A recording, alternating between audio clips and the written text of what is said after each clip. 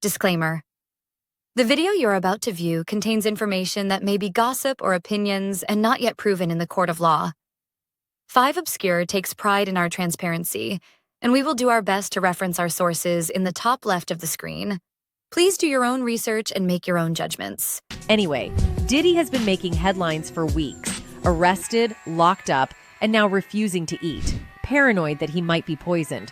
Getting reports that Diddy isn't eating while in jail, and it could be because he thinks someone's trying to poison his food. Speculation is running wild that Sean Diddy Combs might be refusing to eat in jail, fearing he could be Epsteined, taken out and made to look like a self-harm fatality. Sources close to the situation suggest that Diddy's paranoia is through the roof, especially as his testimony could expose dirt on some of the most powerful players in the industry. Former inmate Larry Levine has fueled the rumor mill by claiming Diddy may have stopped eating altogether because he's afraid someone might poison his food. Levine hints that Diddy's got serious secrets on people with deep pockets and high stakes, and they might want him silenced before he can take the stand. Justin Bieber. Justin Bieber. Kevin Hart. Kevin Hart. Mark Wahlberg. Mark Wahlberg. Snoop. DJ Khaled. DJ Khaled. For some, it's easy to brush off Diddy's fear as paranoia, but for others, this is just the beginning of a much larger story. The timing is what's raising suspicion. Diddy's testimony is scheduled to happen soon, and the word on the street is that his testimony could shake the foundations of the entertainment industry. His fans fear he won't survive long enough to tell his story, a fear that's intensified after the suspicious deaths of other high-profile figures who were set to testify before Diddy. To make things worse for him, the judge recently denied his bail request. This is after Diddy tried to offer a whopping $50 million, as well as putting up his and his mom's multi-million-dollar mansions in Miami as collateral. Oh, and get this, he even offered up his passport and the passports of his children, including his 1-year-old kid who's barely old enough to walk. But despite all of that, the judge wasn't having it. They said, nope, you're staying put, essentially sending a message that Diddy isn't going anywhere anytime soon. Now, the part that's really mind-blowing is the sheer amount of money Diddy tried to use to buy his way out. A $50 million bond is no joke, and the fact that the judge didn't even blink and still said no just goes to show how serious this case is. To put it in perspective, the average bail for a serious crime in California is usually around $2 million. For that, you typically only have to come up with 10%, which is $200,000. You can pay that by putting up your house or assets as collateral. But Diddy? He offered way more, an $18 million mansion. And yet, the judge still told him he's not going anywhere. That's wild. I've said this before, but I'll say it again. It really doesn't matter how much money you have or how flashy your life looks from the outside. What matters is how you got it. If you do shady stuff to get where you are, eventually it's going to catch up with you. It might take time, but one way or another, you're going to have to face the consequences of your actions. And in Diddy's case, it looks like jail time is the return on his investment. So what exactly did Diddy do that landed him in this hot water? According to the indictment, which was released right after his arrest, the charges against him date all the way back to 2008. For over a decade, Diddy managed to avoid getting caught, and that's because he wasn't operating alone. He had some very powerful people backing him up.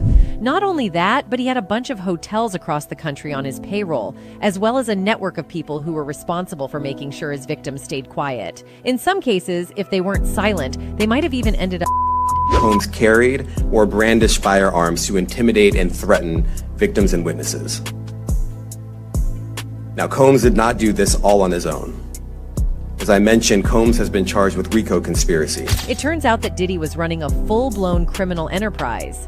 This wasn't just about throwing wild parties. It was way more sinister. The enterprise was involved in forced labor, transporting people across state lines for prostitution, kidnapping, arson, bribery, and even obstructing justice. According to reports, Diddy used force, threats, and manipulation to get women to participate in these freak-off parties, which were not only disturbing, but were also recorded on video. Some of these parties lasted for days, and the victims had to be given IV fluids just to recover from all the physical and emotional damage they endured. If that wasn't already bad enough, most of Diddy's victims were flown into the US and forced into these depraved acts. They didn't sign up for any of it, and Diddy and his people used all kinds of twisted tactics to control them. One of the things that came out in the investigation was that they used tons of lubricants and baby oil on these victims, both women and men, to carry out.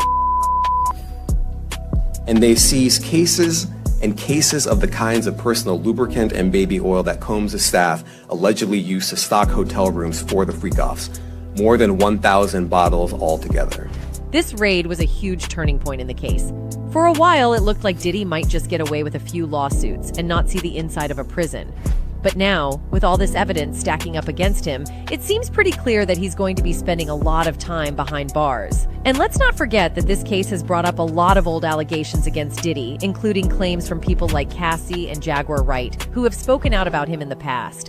One of the most interesting people to weigh in on this situation is comedian Cat Williams. If you've been paying attention to him lately, you'll know that earlier this year, Cat basically predicted that 2024 would be the year of truth-telling, and he wasn't wrong. During an interview with Shannon Sharp, Cat specifically called out Diddy, saying that this would be the year he'd finally be exposed for who he really is. It's all catching hell in 2024. It's up for all of them. It don't matter if you Diddy or whoever you is. All lies will be exposed. And now, here we are. So, what's next for Diddy? Well, it's hard to say for sure. With the amount of evidence piling up and the seriousness of the charges, it seems unlikely that he's going to be walking free anytime soon.